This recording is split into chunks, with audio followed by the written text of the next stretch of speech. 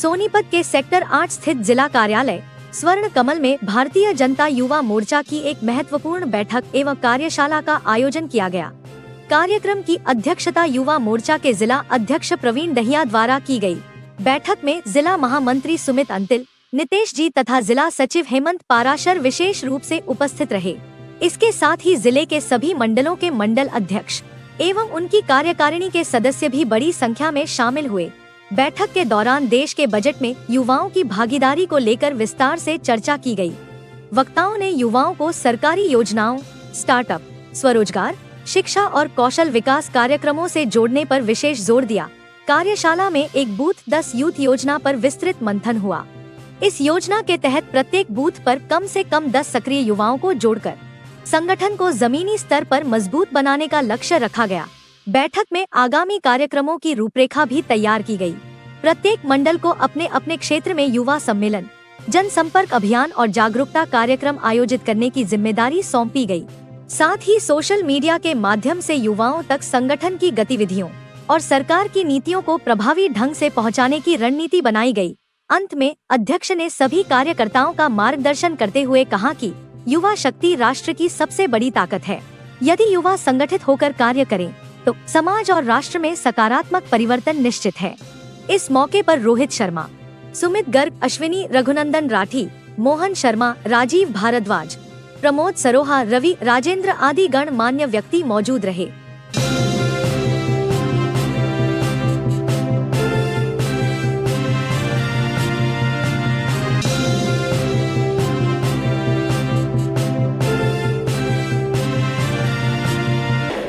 आज सोनीपत में जो इतनी अच्छी युवाओं की टीम खड़ी हुई है, वो हम परिवार की मजबूती से हम साथ मिलकर काम कर रहे हैं, उसकी मजबूती से हुई है। तो मैं आपसे कोई भाषण वगैरह तो देने आया नहीं हूँ, बस आज चर्चा का विषय था। आपको पहले तो ये बताओ, आज का ये प्रशिक्षण कार्यक्रम कैसा लगा? बहुत अच्छा लगा। कुछ नॉलेज गेन हुई कि नहीं हुई? बहुत बढ़िया। कोई सा भी है जो बोर हो गया हो? युवा मोर्चा में सब सीखने वाले हैं, नए युवा भर्ती हुए हैं, तो युवाओं के लिए एक बेहतरीन मंच है।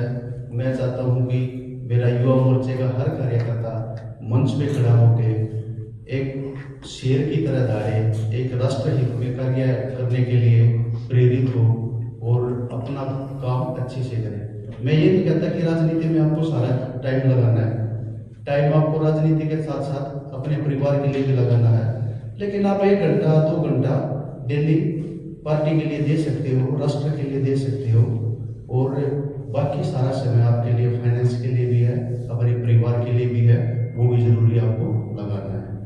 तो मैं यही चाहूँगा कि आप ये लगाएं। इसमें 3 नए फार्मास्यूटिकल शिक्षा संस्थान और 3 नए आयुर्वेद कॉलेज खोले जाएंगे। इसके साथ साथ 5 यूनिवर्सिटी टाउनशिप बनाई जाएंगी, जो कि हमारे कॉलेज होंगे, यूनिवर्सिटी होंगी, वे इंडस्ट्रियल टाउनशिप के पास बनाई जाएंगी। वहाँ पे रहना भी वही होगा। आपकी युवाओं की नौकरी के भी वहाँ से जरिए बहुत निकलेंगे, जो कि भविष्य में युवाओं को आगे बढ़ने के लिए प्रेरित करेंगे।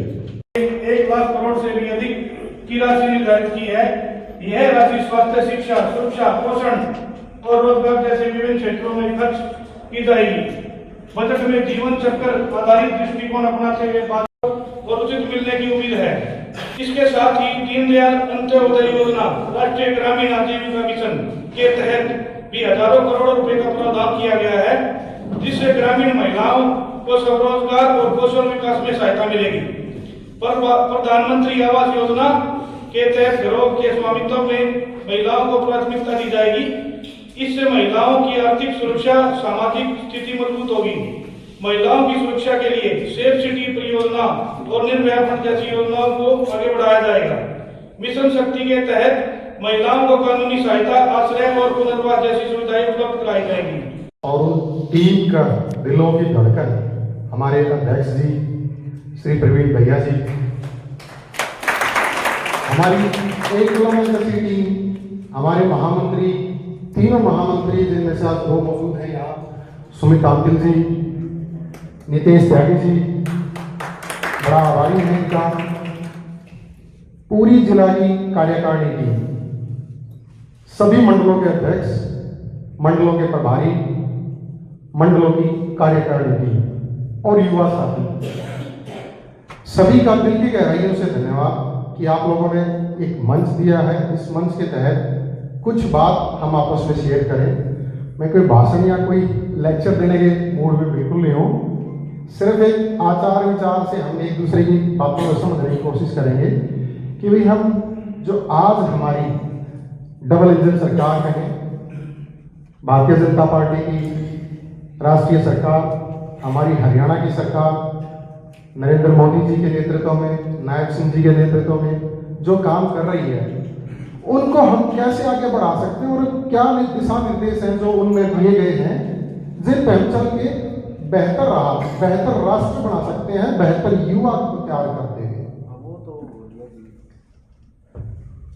आज का जो टॉपिक भाई साहब ने दिया हमारे को, मेरे को, वो दिया कि कौशल और आत्मनिर्भरता में हरियाणवी युवा कहाँ खड़ा हो सकता है। हमारा हरियाणा का युवा कौशल और आत्मनिर्भरता के माध्यम से राष्ट्र को कैसे बेहतर बना सकता है, उस दिशा में मेरे से पहले भाई साहब सुमित आंदिल जी आए, उन्होंने बजट के बारे में बताया। बजट में काफी प्रावधान किए गए हैं युवा कौशल को लेके, स्किलिंग को लेके, एम्पावरमेंट को लेके, एंटरप्रेन्योरशिप को लेके, स्टार्टअप को लेके बहुत सारी प्रावधान हैं। उन प्रावधान को हमने ध्यान में रखते हुए जो गवर्नमेंट की नीतियां हैं, उनमें से हम क्या अडॉप्ट कर सकते हैं, क्या बेहतर चीजें हम निकाल सकते हैं, हमें उस पर ध्यान देना है। सबसे पहले मैं थोड़ा सा ब्रीफ आपको बताऊं। बड़ी खुशी की बात है, अनाउंस करते हुए बड़ा अच्छा लग रहा है। 2026 में हम एज ए नेशन भारत विश्व की चौथी सबसे बड़ी अर्थव्यवस्था की तरफ अग्रसर है और बहुत ही जल्दी हमारी प्रगतिशील सरकार, हमारा प्रगतिशील युवा, हमारा देश का नागरिक इसको आगे बढ़ाने में तीसरी अर्थव्यवस्था की तरफ बढ़ रहे हैं बहुत ही जल्दी।